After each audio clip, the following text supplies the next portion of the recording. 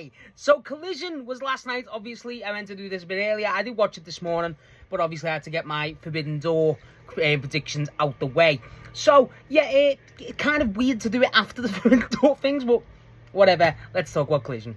So, the show actually opens up with the Conglomeration versus... Oh, God, who are they facing? The Conglomeration versus the Opps, which was obviously Shibata, Bowens, and Hook. This match just, honestly, just kind of happened. I mean, I feel like that's the way to describe most of Collision this week. It was just kind of, it happened. It didn't really, you know, grab me. It wasn't really excellent, to be honest. It was kind of just like there. You know what I mean? You could tell it was a pre-tape. Definitely. The match was fine. The Conglomeration, it's a bit, honestly, the Conglomeration as a trio in the trios matches are becoming very, you know what you're getting. You know, they're becoming very... Cassidy does the funny spot. The pair, Roddy and Kyle, obviously a bit more physical. Roddy comes in with the hot chops, obviously. Stuff like that, really. They get the win. I thought there'd be a bit more to it. There's not. I mean, Bowens has a moment with the crowd trying to hype them up, and obviously Hook isn't a fan. But they don't really evolve it that much. It's a bit of a weird match. It's not incredible or anything. But it is a defense. I thought we'd have more... I thought it'd have a bit more connection with the match on Forbidden Door, the steel cage, but it doesn't. But nice to see the trios belts getting defended.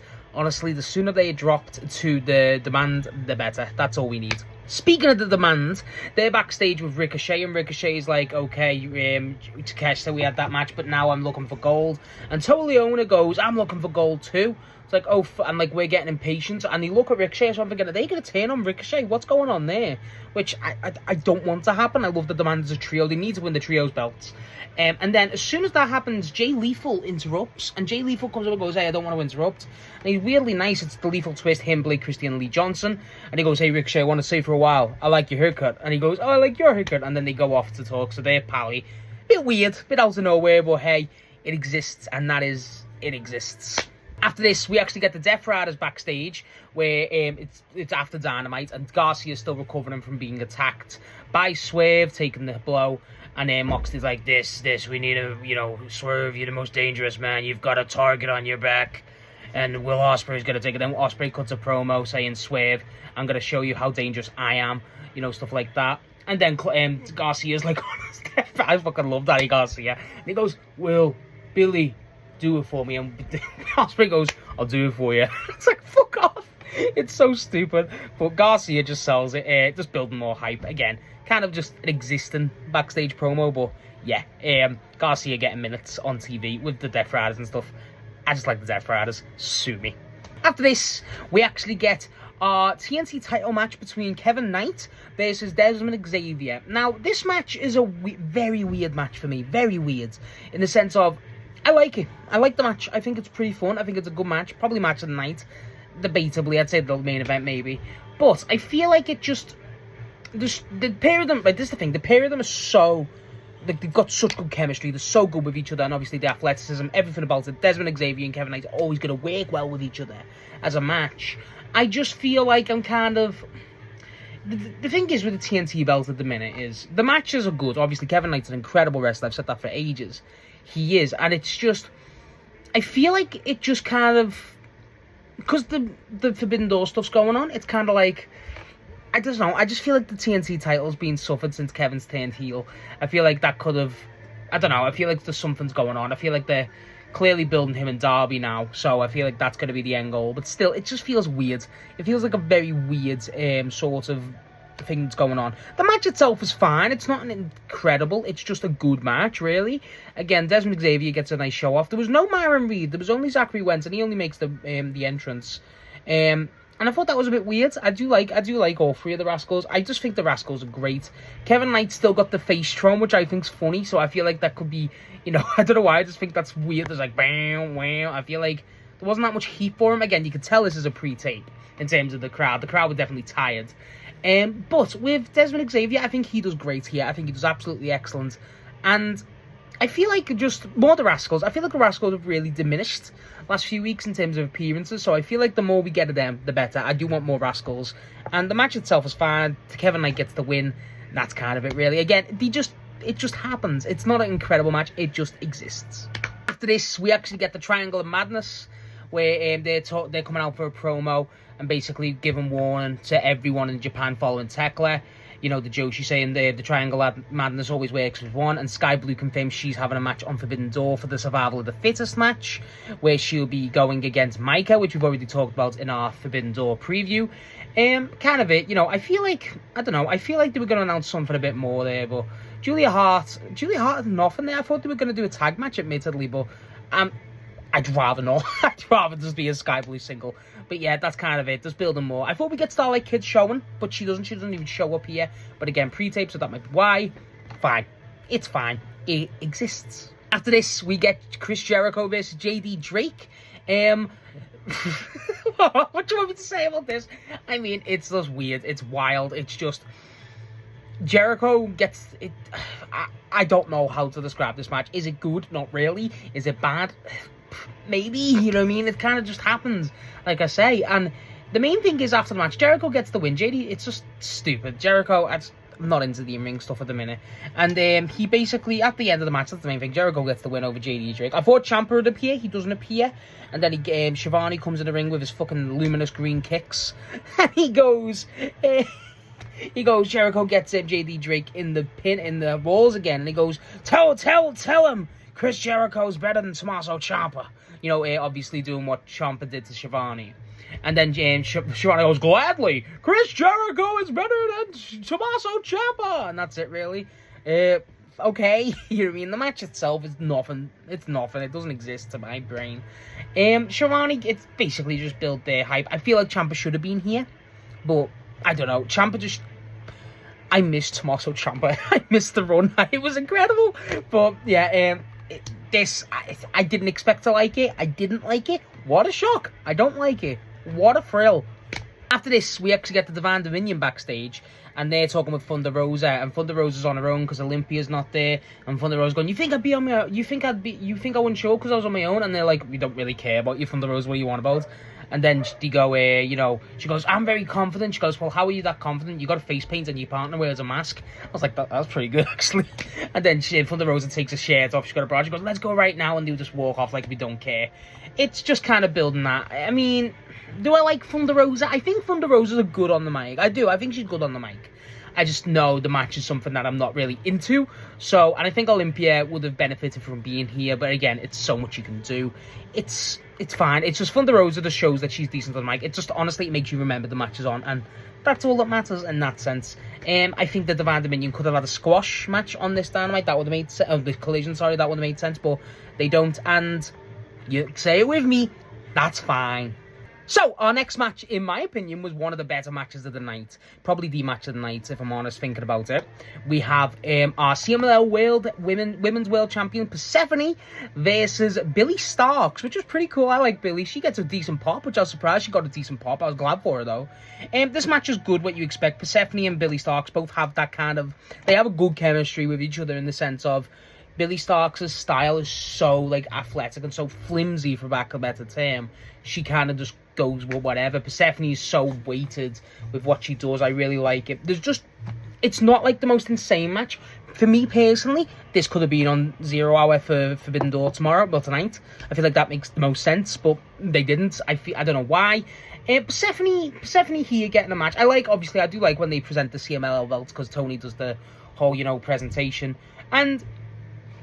the match I liked. I like this match. It's not, again, it's similar to, it's similar to the Kevin Knight match earlier today, where it's very good. It is a good match, but it's not something I'm going to sit here and go, you need to watch it, whatever. It's good. It is just a good match.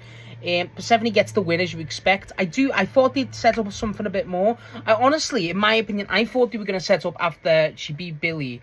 I thought she was going to set up Persephone versus Athena for the Forbidden Door 0. I thought that's what they were going to do, but they don't. I thought that was kind of a missed opportunity, at least for Persephone to be on the card in some way. Still not happy about that.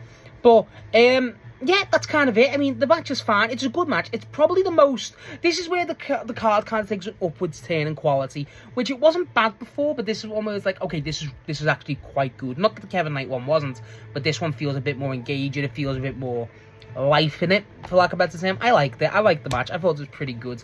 Nice to see Persephone. Really nice to see Billie Starks. I hope she makes a bit more appearances. Obviously, you know, not on with Athena at the minute.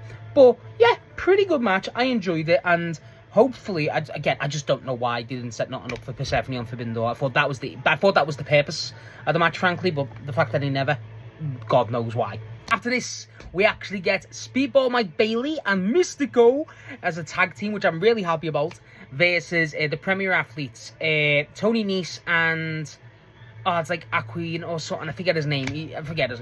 The match is good. I mean, Speedball and Mystico are both very quick, both very nimble, and that's what I like about there. Obviously, they've got experience as a trio with Kevin.